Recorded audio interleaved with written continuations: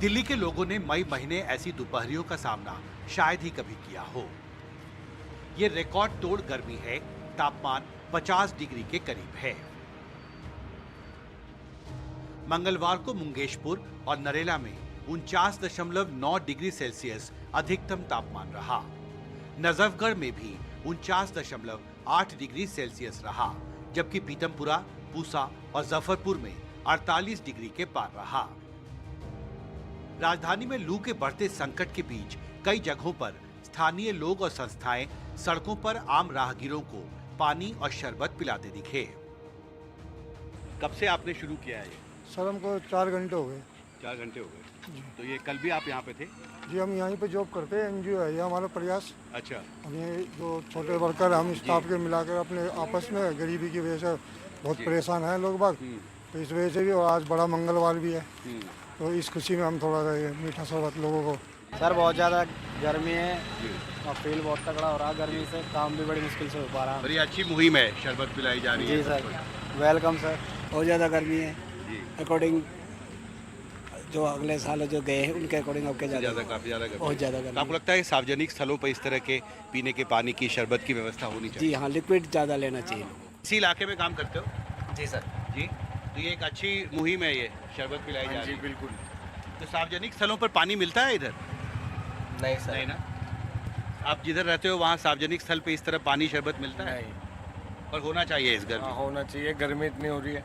Centre for science and environment ने अपनी latest report में ये कहा है कि जिन शहरों में हीट वेव का संकट है, जहाँ तापमान औसत से काफ़ी ज़्यादा बढ़ चुका है, वहाँ पर एक heat management action plan activate करना बहुत ज़रूरी हो गया है। और इन सभी शहरों में इस तरह से सार्वजनिक स्थल पर पीने के पानी और शरबत की व्यवस्था होनी चाहिए। वैसे भारतीय मौसम विभाग बता रहा है कि दिल्ली, हरियाणा, पंजाब समेत उत्तर पश्चिम और मध्य भारत के राज्यों में गुरुवार से लू कुछ कम हो सकती है। 30 तारीख से राहत मिलने की उम्मीद है। 29 तारीख तक ये heat wave to severe heat wave condition जारी रहेगा। 30 तारीख से इसमें एबेटमेंट होगा, हीट वेव कंडीशन का एरिया कम होगा और तीव्रता भी कम होगा। इसका वजह यही है कि एक वेस्टर्न डिस्टर्बेंस 30 तारीख से नॉर्थ ईस्ट इंडिया को प्रभावित करेगा। इसके साथ साथ अरेबियन सी से मॉइस्चर भी नॉर्थ ईस्ट इंडिया तक आएगा।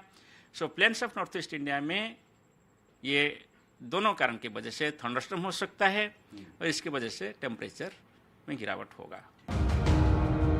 लेकिन फिलहाल जो गर्मी है उसके और ज्यादा तीखे होने की एक वजह और है उमस।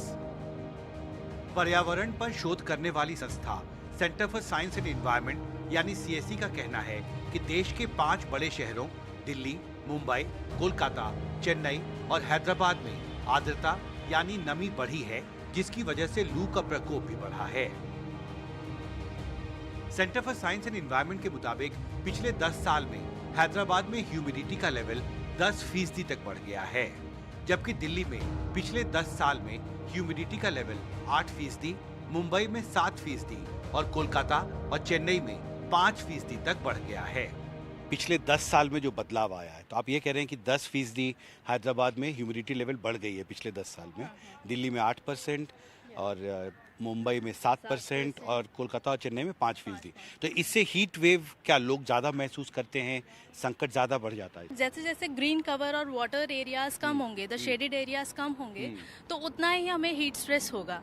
तो इन शहरों में, दिल्ली में बिल्डिंग कवर बड़ा है लेकिन ग्रीन कवर भी बड़ा है, लेकिन फिर भी हमें इतना हीट स्ट्रेस हो रहा है बिकॉज ऑफ द ह्यूमिडिटी। जितना हम डेंस बिल्डिंग एरिया में रह रहे हैं उतना ही हीट कम्पैक्ट हो रहा है। जो भी इंफ्रारेड रेडिएशन सरफेस से एमिट होता है वो बिल्डिंग्स में ही रह जाता है, जिसकी वजह से ज्यादा हमें गर्मी होती है। Centre for science and environment ने आगाह किया है कि आम लोगों को हीट वेव के संकट से बचाने के लिए हर प्रभावित राज्य और शहर में हीट मैनेजमेंट एक्शन प्लान को तत्काल लागू करने की जरूरत है। दिल्ली से कैमरा पर्सन कानन पात्रा और सचिन गुप्ता के साथ हिमांशु शेखर, एनडीटीवी इंडिया।